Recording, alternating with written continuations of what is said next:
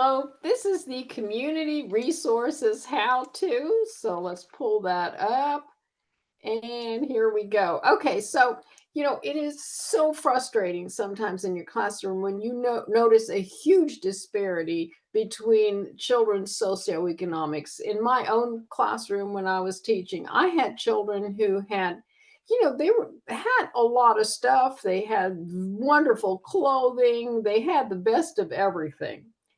And then had other children that, fell asleep in the middle of the day because they hadn't been able to sleep well at night. The shelter keeps the lights on all night. So some children don't sleep well with the lights on. I had children that were living in a car with a parent.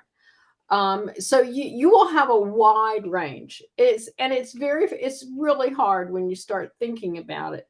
One of the best things you can do to advocate for your children is to have a few resources. And yes, it's wonderful when you have a social worker or a counselor that can work with families. I think that's the ideal. But a lot of times, families come and talk to you as the child's teacher. And it's wonderful to have a list of resources. So you are going to create a list for wherever you live. If you live in the middle of Tulsa, do it for the middle of Tulsa. If you live in another area of Oklahoma or some other state, please make it for wherever you live. You're going to identify 4 resources for families for each of the following on the community resources template. Let's just pull that up. You can download this and just simply fill it in. Food. Where are 4 different places that families can get food? What phone number can they call to find out if it's available? Or is there a website or an email? And then just for services, just briefly, is it just food for infants and toddlers? Or is it for families? Or is it only available on Mondays and Fridays? Or just information that families would need to have in order to have access. Shelter. What if you have a family that lost their home or lost their apartment? Where are some resources that they can call, where they can go stay?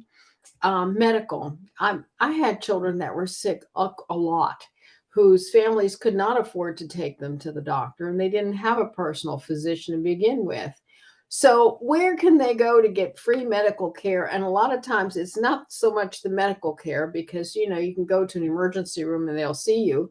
But where do you get your prescriptions filled when you don't have any money? So think about things like that. Another thing that was a big thing in my first grade classroom was that children would come in and they literally could not read what was on the board. They needed glasses. Where would you take your 6-year-old if you couldn't afford to take them to the eye doctor? And even if you could, you couldn't afford to pay for the glasses. Where do you go?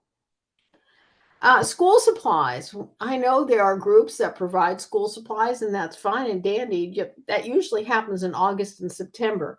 Where do you go in January when your child runs out of crayons, markers, paper, so on and so forth? Clothing. There wasn't a winter that went by that I didn't have children who were inappropriately dressed. Generally, that meant that they didn't have warm jackets, they didn't have long pants, they didn't have closed shoes. Where can families go to access appropriate clothing so children are nice and warm and toasty during the winter time? If you have any questions about this assignment, please let me know. I will be happy to set up a Zoom appointment and we can talk about it. All right. Have a great week. Bye.